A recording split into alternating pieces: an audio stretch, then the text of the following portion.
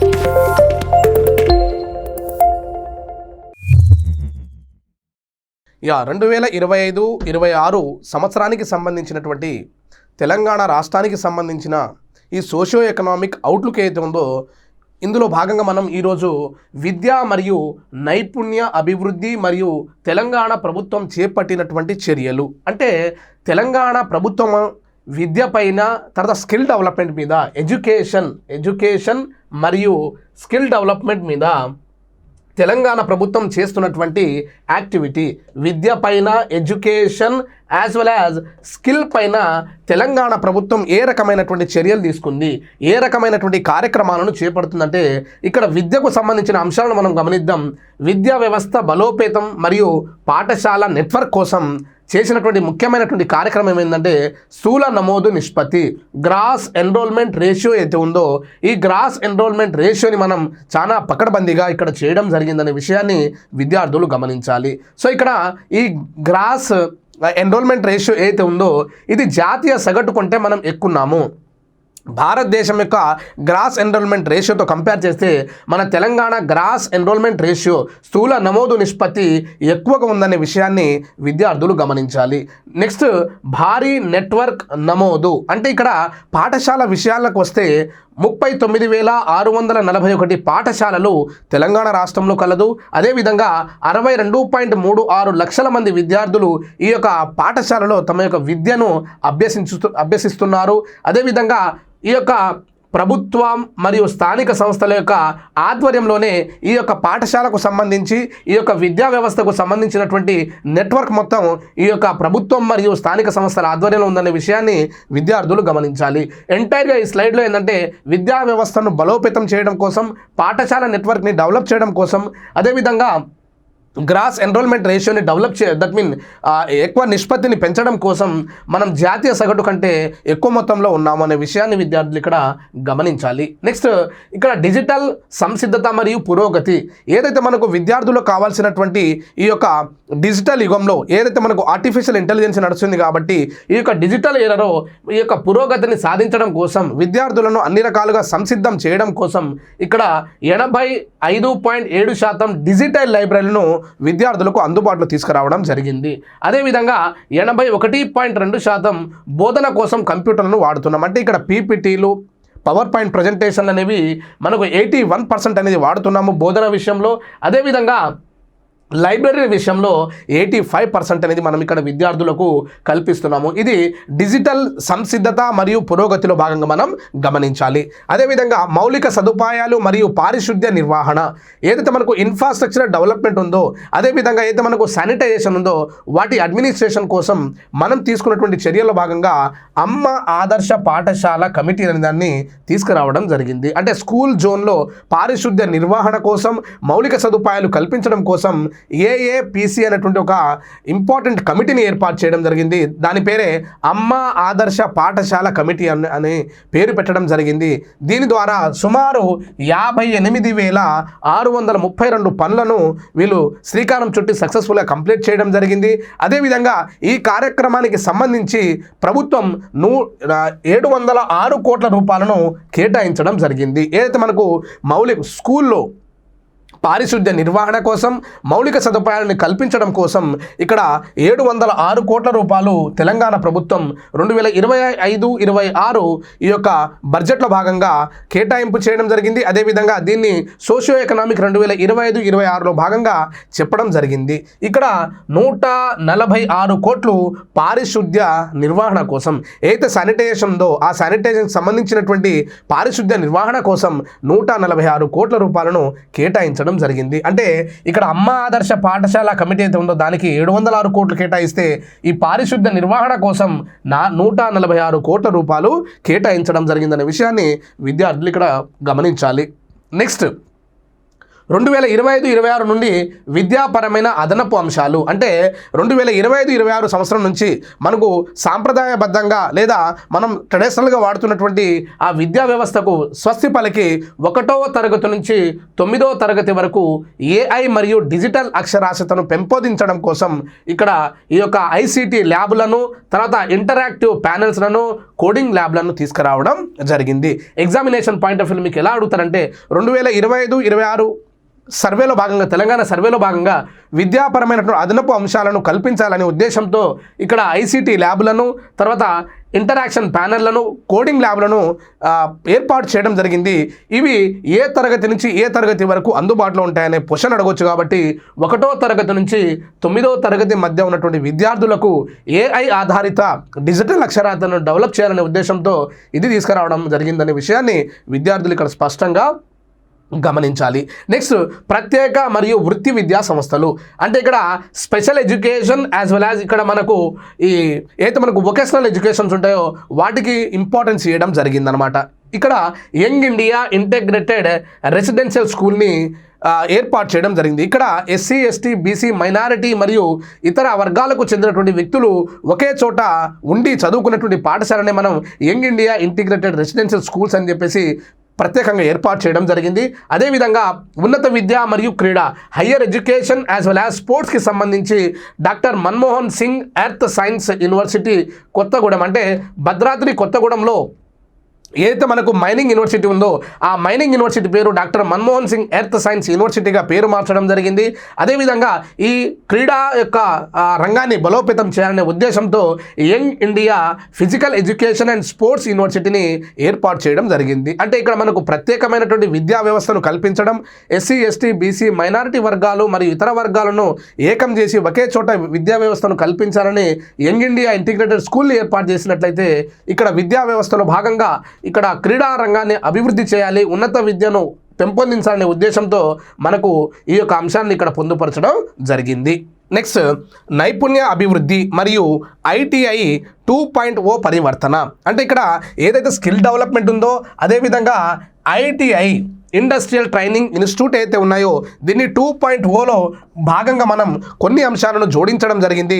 అవేమనగా PPP పద్ధతిలో public private partnership పద్ధతిలో 118 advance technology centre ATCలను ఏర్పాటు చేయబోతుంది తెలంగాణ ప్రభుత్వం. అంటే స్కిల్ డెవలప్మెంట్లో భాగంగా అడ్వాన్స్ టెక్నాలజీ సెంటర్లను 118 ప్రభుత్వం మరియు ప్రైవేట్ వారి యొక్క ఆధ్వర్యంలో PPP మెథడ్లో దీన్ని తీసుకురావడం జరుగుతుందని విద్యార్థులు గమనించాలి.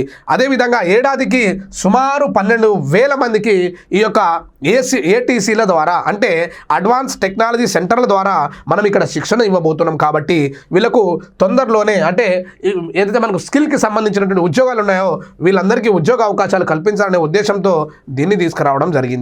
అదేవిధంగా T-GATE అనే పోర్టల్ చాలా ఇంపార్టెంట్. ఇది ఎగ్జామినేషన్ పాయింట్ ఆఫ్ వ్యూలో T-GATE పోర్టల్ దేనికి సంబంధించింది అని అడిగే అవకాశం ఉంది. కాబట్టి T-GATE పోర్టల్ వృత్తి విద్యా శిక్షణ, ఉపాధి సేవలు, కెరీర్ పురోగతి అంటే కెరీర్ డెవలప్మెంట్ కోసం, ఎంప్లాయ్మెంట్ సేవల కోసం, అదేవిధంగా ఈ యొక్క వొకేషనల్ ఎడ్యుకేషన్కి సంబంధించినటువంటి శిక్షణ అంటే వృత్తి విద్యా శిక్షణ, ఉపాధికి సంబంధించిన సేవలు మరియు కెరీర్ పురోగతి. ఏదైతే మనకు కెరీర్కి సంబంధించినటువంటి ప్రోగ్రెస్ ఉంటుందో దానికి సంబంధించినటువంటి గైడ్లైన్స్ కూడా ఈ T-GATE అనేది ఇస్తుంది. కాబట్టి T-GATE అనగా విద్యకు సంబంధించి, కెరీర్కి సంబంధించి, ఉపాధికి సంబంధించినటువంటి పోర్టల్గా మీరు గుర్తుపెట్టుకోవాలి. నెక్స్ట్ విద్యార్థుల పోషణ. విద్యార్థుల పోషణ అంటే ఏంటంటే ఏదైతే మనకు మిడ్ డే మీల్ ప్రోగ్రామ్ ఉందో అలాంటిదే ఇది వారానికి 3 రోజులు రాగి జావా అనేది మనం ప్రొవైడ్ చేయబోతున్నాము. విద్యార్థులకు పోషకాహారాలను అందించాలనే ఉద్దేశంతో వారానికి 3 రోజులు. ఎప్పుడు మంగళవారము, బుధవారం లేదు, నెక్స్ట్ గురువారము, శుక్రవారం లేదు, శనివారం అంటే ఆల్టర్నేట్ డే. మండే లేదు ఇక్కడ అంటే ఇక్కడ మనకు మండే లేదు. సో మంగళవారం ఉంది, నెక్స్ట్ డే లేదు, గురువారం ఉంది, నెక్స్ట్ డే లేదు, శనివారం ఉంది, నెక్స్ట్ డే లేదు. కాబట్టి ఈ మంగళ, గురు, శనివారాల్లో వారానికి 3 రోజులు రాగి జావా విద్యార్థులకు పోషకాహారంలో భాగంగా అందించబోతున్నారనే విషయాన్ని విద్యార్థులు గమనించాలి.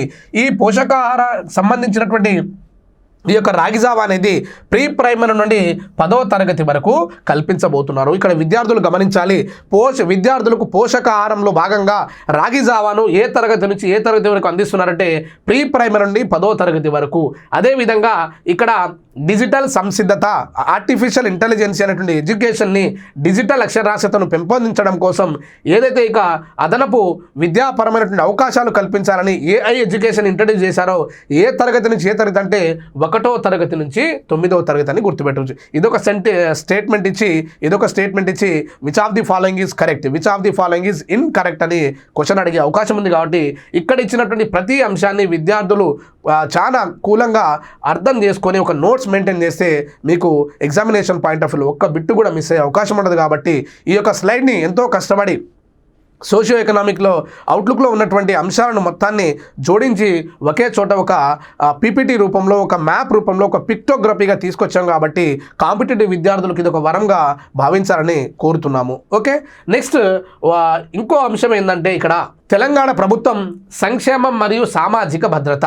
తెలంగాణ ప్రభుత్వం చేస్తున్నటువంటి ముఖ్యంగా 6 గ్యారెంటీలు, తెలంగాణ రాష్ట్ర ప్రభుత్వం ఏర్పడినప్పుడు ఇంట్రడ్యూస్ చేసినటువంటి 6 ముఖ్యమైన గ్యారెంటీల గురించి ఇక్కడ మనం చర్చించుకుందాం. అంటే 2025-26 ఈ యొక్క సర్వేలో భాగంగా తెలంగాణ రాష్ట్ర ప్రభుత్వం ఏ రకంగా ఈ యొక్క 6 గ్యారెంటీల గురించి ప్రస్తావించిందంటే, ఏదైతే మనకు మహాలక్ష్మి అనే స్కీమ్ ఉందో, అంటే free bus facility to women and girl child, ఇక్కడ మహిళలకు ఉచిత బస్సు సౌకర్యం జనవరి 26 నాటికి 269.68 కోట్ల ప్రయాణాలు ఇక్కడ జరిగాయి.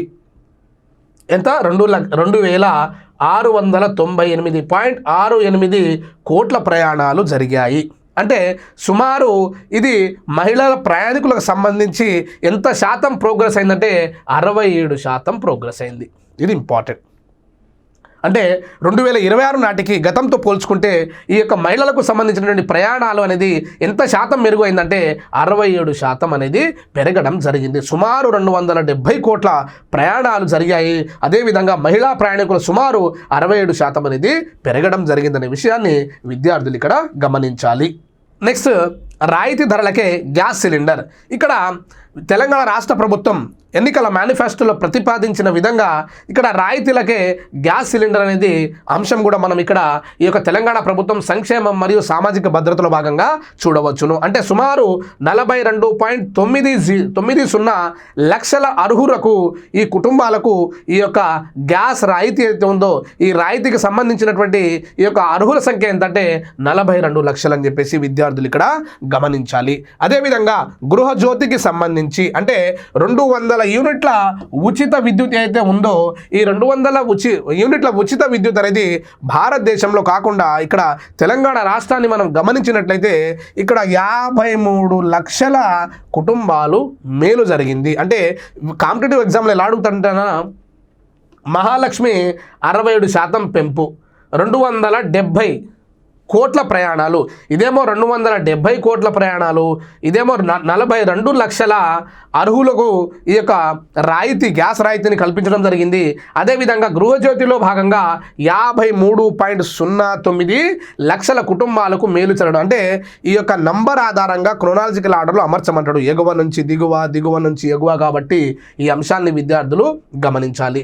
నెక్స్ట్, ఇక్కడ ఇందిరమ్మ ఇళ్ళు, ఏదైతే మనకు ఇందిరమ్మ పేరిట ఇళ్ళ కార్యక్రమం అయితే ఉందో దీనికి ప్రతి ఇంట్లో 2 గదులు, ప్రత్యేక వంటగది, మరుగుదొడ్డి లక్ష్యంగా, అంటే డబల్ బెడ్రూము, వంటగది, మనకు వాష్రూమ్ అనేది ఏర్పాటు చేసుకోవాలి.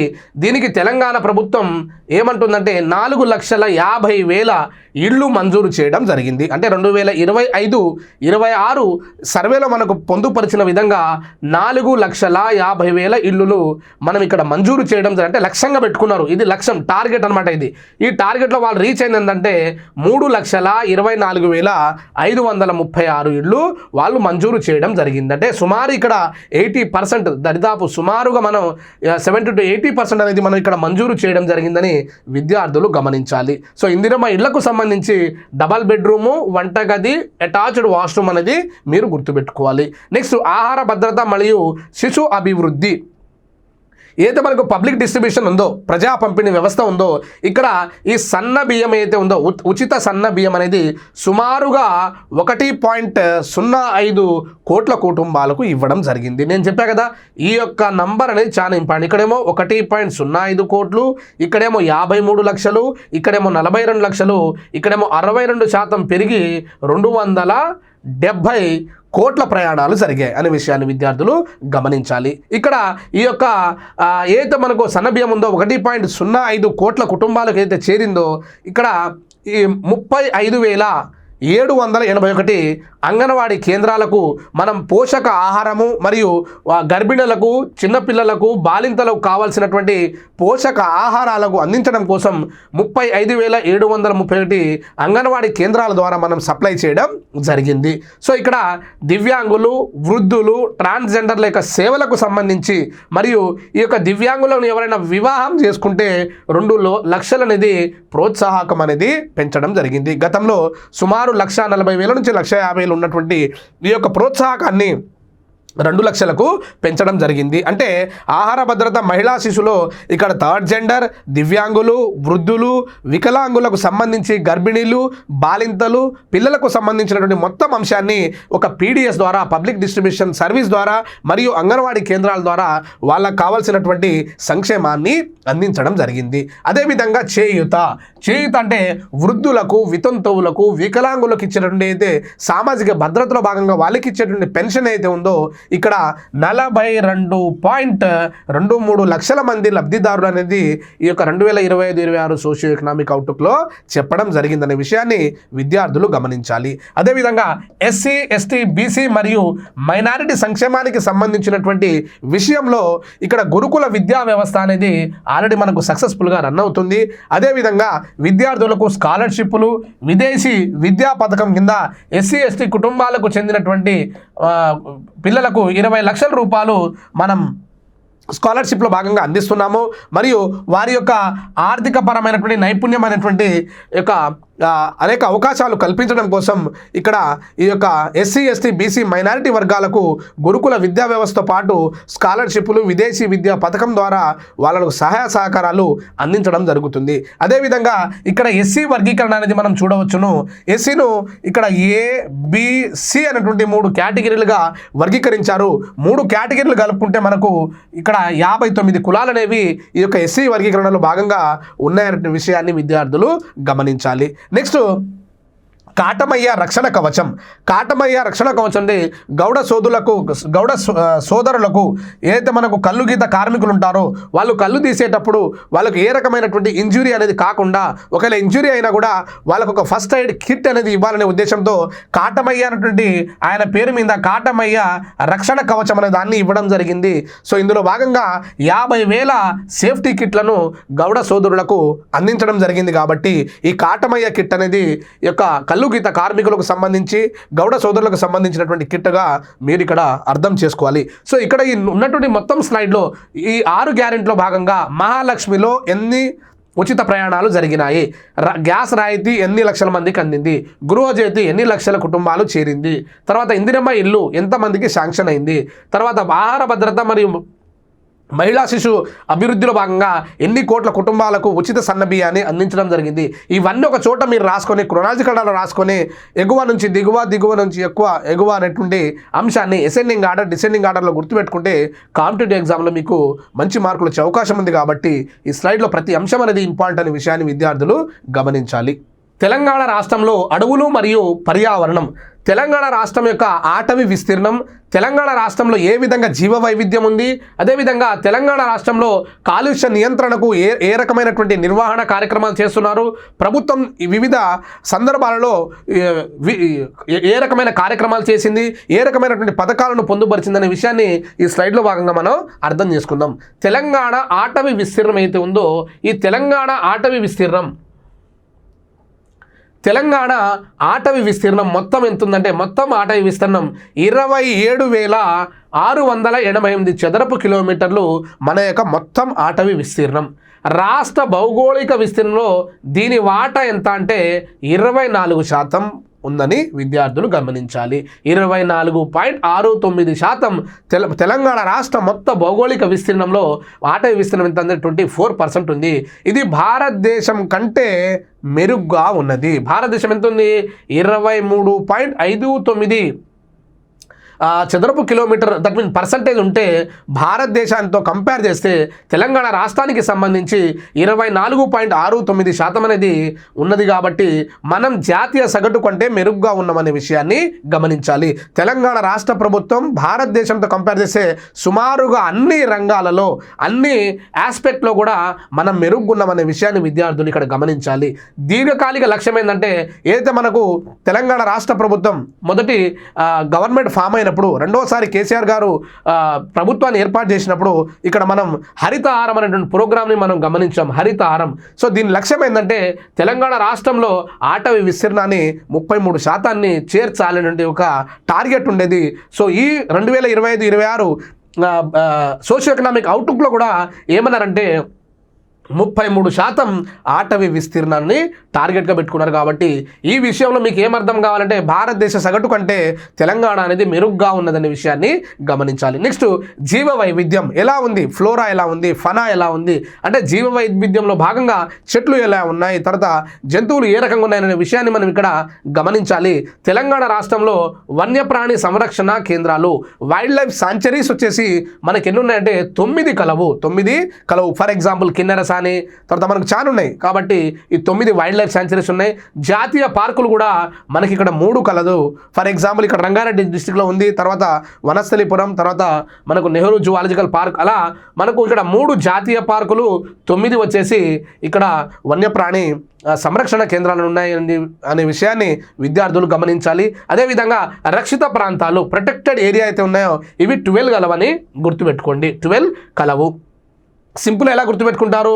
ఇక్కడ 3, 9, 12 అని గుర్తుపెట్టుకోండి సింపుల్గా, లేదా 3 క్యూబ్ అని గుర్తుపెట్టుకోండి. 3 క్యూబ్ 3 3 9, 9కి మళ్ళీ 3 కలిపితే 12. సో 3 క్యూబ్ అంటే 3 3 9 ప్లస్ 3 కలిపినాం అనుకోండి 12 అయింది. సో 3 ఏమో జాతీయ పార్కులు, 9 ఏమో వైల్డ్ లైఫ్ సాంచురీ, 12 ఏమో రక్షిత ప్రాంతాలని గుర్తుపెట్టుకోవాలి. సో ఈ రక్షిత ప్రాంతాలు అనేది ఇక్కడ వేరే వాళ్ళకు మనకు ఎంత ఎక్కువగా ప్రొటెక్టివ్గా ఉంటుంది. కాబట్టి ఈ యొక్క రక్షిత ప్రాంతాలు అనేది 12గా కలవనే విషయాన్ని విద్యార్థులు కూడా గమనించాలి. సో ఇక్కడ కాలుష్య నియంత్రణకు సంబంధించి, కాలుష్యానికి సంబంధించినటువంటి నిర్వహణకు సంబంధించి కొన్ని అంశాలను ఇక్కడ చర్చించుకుందాము. గాలి, నీరు, శబ్దం ఏదైతే కాలుష్యాలు ఉన్నాయో ఈ కాలుష్యాలను పర్యవేక్షించడం కోసం ఒక ప్రత్యేకమైనటువంటి ఒక నిర్వహణ కమిటీని ఏర్పాటు చేయడం జరిగింది. అదేవిధంగా వ్యర్థాలకు వ్యర్థ నిర్వహణ, మెడికల్ వ్యర్థాలు కావచ్చు, తర్వాత ఏదైనా అగ్రికల్చర్ వేస్టేజ్ కావచ్చు, ఇండస్ట్రియల్ వేస్టేజ్ కావచ్చు, వాటి నిర్వహణ కూడా ఒక ప్రత్యేకమైనటువంటి వ్యవస్థను ఏర్పాటు చేయడం జరిగింది. మరియు ఏదైతే యొక్క వ్యర్థాలను మనం ఒక ప్లేస్ నుంచి ఇంకో ప్లేస్కి తీసుకెళ్తామో దీనికి జీపీఎస్, గ్లోబల్ పొజిషన్ సర్వీస్ అయితే ఉందో ఈ జీపీఎస్ ట్రాకింగ్ సిస్టాన్ని ఆ వెహికల్కి ఏర్పాటు చేయడం జరిగింది. అదేవిధంగా కాలుష్య కారక ప్రాంతాలు అయితే ఉన్నాయో అక్కడే శుద్ధి కేంద్రాలను ఏర్పాటు చేయాలని చెప్పేసి, ఏదైతే పరిశ్రమ ఉందో ఆ పరిశ్రమ కాలుష్యం అనేది చేస్తుంది కాబట్టి ఆ కాలుష్య కారక ప్రదేశంలోనే శుద్ధి కేంద్రాలు ఏర్పాటు చేయాలని చెప్పేసి ఇక్కడ స్ట్రిక్ట్ గైడ్లైన్స్ అనేది ఈ యొక్క తెలంగాణ కాలుష్య నియంత్రణ మండలి దీనికి స్ట్రిక్ట్ గైడెన్స్ ఇవ్వడం జరిగింది. అదేవిధంగా ప్రభుత్వ కార్యక్రమాలు మరియు పథకాలు. సో ఇక్కడ ప్రభుత్వం ఇటీవల తీసుకున్నటువంటి ముఖ్యమైన కార్యక్రమాల్లో భాగంగా వన మహోత్సవం అనేటువంటి కార్యక్రమం, అంటే భారీ స్థాయిలో అడవుల పెంపకం, ఏదైతే హరితహారం ప్రోగ్రాం ఉందో దానికి సేమ్ అదే లక్ష్యం కలిగి ఉన్నటువంటి ప్రోగ్రాం ఏంటంటే వన మహోత్సవం ప్రోగ్రాం. భారీ స్థాయిలో చెట్లు నాటి ఏదైతే మనం 33% టార్గెట్ అనుకున్నామో ఆ టార్గెట్ని రీచ్ అవ్వాలని ఈ యొక్క ప్రాజెక్ట్ చేయడం జరిగింది. అదేవిధంగా ప్రాజెక్ట్ టైగర్ అంటే వన్యప్రాణి సంరక్షణ చేయాలనే ఉద్దేశంతో, ముఖ్యంగా ఈ పులిలను రక్షించాలనే ఉద్దేశంతో ప్రాజెక్ట్ టైగర్ అనే అంశాన్ని కూడా ఈ యొక్క మన యొక్క ప్రభుత్వం యొక్క నిర్వహణలో భాగంగా, ప్రభుత్వ కార్యక్రమాల్లో భాగంగా దీన్ని కూడా జోడించడం జరిగింది. అదేవిధంగా అర్బన్ ఫారెస్ట్ బ్లాక్ సిటీస్లో కూడా ఏదైతే మనకు ఖాళీ స్థలాలు ఉంటాయో, ఏదైతే పార్క్స్ ఉంటాయో అక్కడ పచ్చదనాన్ని పెంపొందించాలనే ఉద్దేశంతో, ఈ గ్రీనరీని డెవలప్ చేయాలనే ఉద్దేశంతో అర్బన్ ఫారెస్ట్ బాక్సులను కూడా ఈ యొక్క ఇంట్రడ్యూస్ చేయడం జరిగింది. దీనివల్ల పట్టణాలు అనేవి పచ్చదనంగా మారే అవకాశం ఉంది. కాబట్టి ఇచ్చినటువంటి స్లైడ్లో ఈచ్ అండ్ ఎవ్రీ పాయింట్ అనేది ఇంపార్టెంట్. ఎన్ని జాతీయ పార్కులు ఉన్నాయి, ఎన్ని వైల్డ్ లైఫ్ సెంచరీస్ ఉన్నాయి, ఎన్ని ప్రొటెక్టెడ్ ఏరియాలు ఉన్నాయో ఇది గుర్తుపెట్టుకోండి. ఇక్కడ జాతీయ సగటు కంటే మనం మెరుగ్గా ఉన్నాము. ఇక్కడ కాలుష్య నియంత్రణ బోర్డు ఏదైతే తెలంగాణది ఉందో ఏ రకమైనటువంటి జీపీఎస్ ట్రాకింగ్, ఏ రకం గాలి నీరు శుద్ధి ఎలా చేయాలి, అక్కడే వ్యర్థాలు రిలీజ్ అవుతాయి కాబట్టి అక్కడే శుద్ధి కార్యక్రమాన్ని చేపట్టాలి. అదేవిధంగా ప్రభుత్వం చేసినటువంటి కార్యక్రమాలు ఇవన్నీ మీరు ఒక క్రోనాలజికల్ ఆర్డర్లో గుర్తుపెట్టుకోవాలి. నెక్స్ట్ వ్యవసాయ గణాంకాలు. 11వ వ్యవసాయ గణాంకాలకు సంబంధించినటువంటి అంశాలను మనం ఇక్కడ చూడాలి. 11వ వ్యవసాయ గణాంకాలు 2025-26కు సంబంధించినటువంటి 11వ వ్యవసాయ గణాంకాల్లో భాగంగా మొత్తం వ్యవసాయదారులు తెలంగాణ రాష్ట్రంలో 70 లక్షల మంది ఉన్నారు. ఎన్ని? 70 లక్షల మంది. మొత్తం వ్యవసాయ భూమి ఎంత ఉందంటే ఇక్కడ 63 లక్షల హెక్టార్లు ఉంది. అంటే ఇక్కడ మన యొక్క రైతులు అనేటువంటి వాళ్ళు 70 లక్షల పై కుంటే ఇక్కడ మొత్తం వ్యవసాయ భూమి కల్టివేటెడ్ ఏరియా అయితే ఉందో అది 63 లక్షల హెక్టార్లు ఉన్న విషయాన్ని విద్యార్థులు గమనించాలి. ఇచ్చినటువంటి అంశాలలో ఎక్కువ మంది రైతులు ఉన్నటువంటి జిల్లాను క్రోనాలజికల్ ఆర్డర్లో అమర్చమంటాడు. టాప్ 5. ఫస్ట్ నల్గొండ జిల్లా అనేది మొదటి స్థానాన్ని కలిగి ఉంది. ఉన్నది.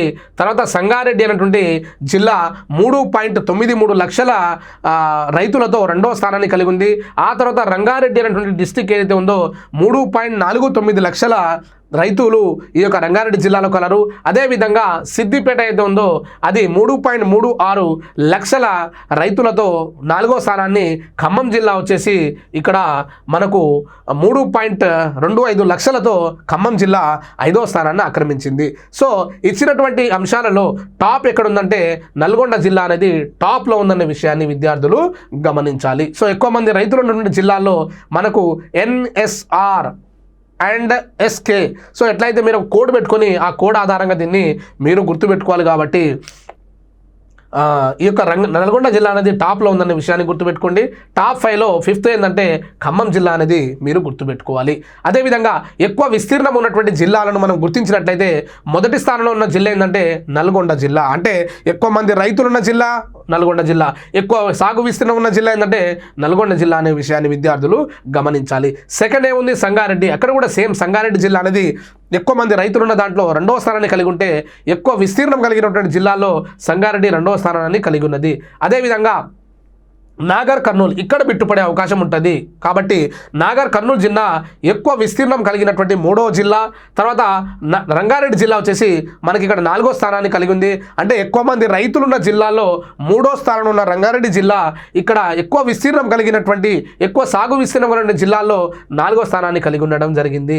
అదేవిధంగా ఇక్కడ వికారాబాద్ జిల్లా అయితే ఉందో ఈ వికారాబాద్ జిల్లా అనేది 5వ స్థానాన్ని కలిగి ఉన్నది. అంటే సాగు విస్తీర్ణంలో వికారాబాద్ జిల్లా అనేది మీకు 5వ స్థానాన్ని కలిగి ఉన్నది. సో ఎక్కువ మంది రైతులున్న జిల్లా, ఎక్కువ సాగు విస్తీర్ణం కలిగినటువంటి జిల్లాలు కామన్గా ఉన్నాయి. ఏంటంటే నల్గొండ జిల్లా, సంగారెడ్డి జిల్లా, రంగారెడ్డి జిల్లా. సో ఇక్కడ ఉన్నటువంటి దాంట్లో మనకు నాగర్ కర్నూలు అనేది 3వ స్థానంలో ఉంది. కాబట్టి ఈ విషయాన్ని మీరు క్షుణ్ణంగా ఇక్కడ అర్థం చేసుకోవాలి. సో తక్కువ మంది సాగుదారులు ఉన్నటువంటి జిల్లా లేదంటే సింపుల్గా ఏంటంటే ఇక్కడ మేడ్చల్ మల్కాజ్గిరి అనేది గుర్తుపెట్టుకోవాలి. ఎందుకంటే మొత్తం అర్బనైజ్ అయిపోయింది. ఇక్కడ మొత్తం అర్బనైజ్ అయిపోయింది కాబట్టి మేడ్చల్ మల్కాజ్గిరి జిల్లా అయితే ఉందో మొత్తం సిటీలో ఉంది. కాబట్టి మొత్తం స్కూళ్ళు కాలేజీలు ఉన్నాయి. కాబట్టి ఇక్కడ మనం తక్కువ ఉన్నదని గుర్తుపెట్టుకోవాలి. అదేవిధంగా ఇది ఇంపార్టెంట్ బిట్ నాన్న, ములుగు జిల్లా అనేది చాలా మంది 100కు 95% మంది తప్పు పెట్టే అవకాశం ఉంది. కాబట్టి తక్కువ ఉన్నటువంటి జిల్లాలో ములుగు అనేటువంటి 78,000తో సెకండ్ ప్లేస్లో ఉంది. మనం అనుకుంటాం ములుగు అనేటువంటి జిల్లా అడవిలో ఉంది కాబట్టి అక్కడ వ్యవసాయం అనేది ఎక్కువ మొత్తంలోనే ఉంటుంది. ఇచ్చిన ఆప్షన్ ఇది తక్కువ అనుకుంటాం. కాబట్టి ఇచ్చినటువంటి ఆప్షన్లో ములుగు అనేది ఇక తక్కువ ఉన్నటువంటి సాగు జిల్లాల్లో ఇక్కడ రెండో స్థానాన్ని కలిగి ఉందనే విషయాన్ని విద్యార్థులు గమనించాలి. అంటే తక్కువ మంది రైతులు ఉన్నటువంటి జిల్లాల్లో మేడ్చల్ మల్కాజ్గిరి ఏమో లాస్ట్లో ఉంటే దాని తర్వాత ఉన్నటువంటి జిల్లా ఏంటంటే ములుగు జిల్లా. ఎందుకంటే మొత్తం ఫారెస్ట్ ఉంటుంది, అక్కడ ఫారెస్ట్ ఉంటుంది కాబట్టి సో మెజారిటీ పీపుల్ వాళ్ళు ఇక్కడ అగ్రికల్చర్కి ఎక్కువ ఇది లేదనే విషయాన్ని విద్యార్థులు గమనించాలి. చాలా ఇంపార్టెంట్ స్లైడ్ ఇది. మొత్తం ఒక బాక్స్లో తీసుకొచ్చాం కాబట్టి మీరు క్షుణ్ణంగా దీన్ని అర్థం చేసుకోవాలి. అడవుల విస్తీర్ణం, స్థిరమైనటువంటి అడవుల విస్తీర్ణం సుమారుగా 27 లక్షల హెక్టార్లు కలదు. అడవుల విస్తీర్ణం, స్థిరమైన అడవుల విస్తీర్ణం సుమారుగా 27 లక్షలు హెక్టార్లు తెలంగాణ రాష్ట్రంలో కలదు. తెలంగాణ రాష్ట్రంలో స్థిరమైనటువంటి అడవుల విస్తీర్ణం అనేది 27 లక్షల హెక్టార్లు ఉంటే ఈ అడవుల శాతాన్ని మనం పర్సంటేజ్లో చూసినట్లయితే 24.69% కలదు. ఇది భారతదేశానికి సంబంధించి ఓన్లీ 23% ఉంది కాబట్టి జాతీయ సగటు కంటే తెలంగాణ రాష్ట్రానికి సంబంధించినటువంటి అడవుల పర్సంటేజ్ అనేది ఎక్కువగా ఉందనే విషయాన్ని విద్యార్థులు గమనించాలి. కాబట్టి ప్రతి పాయింట్ అనేది మీకు ఎగ్జామినేషన్ పాయింట్ ఆఫ్ వ్యూలో ఇంపార్టెంట్ అని విద్యార్థులు ఇక్కడ గమనించాలి.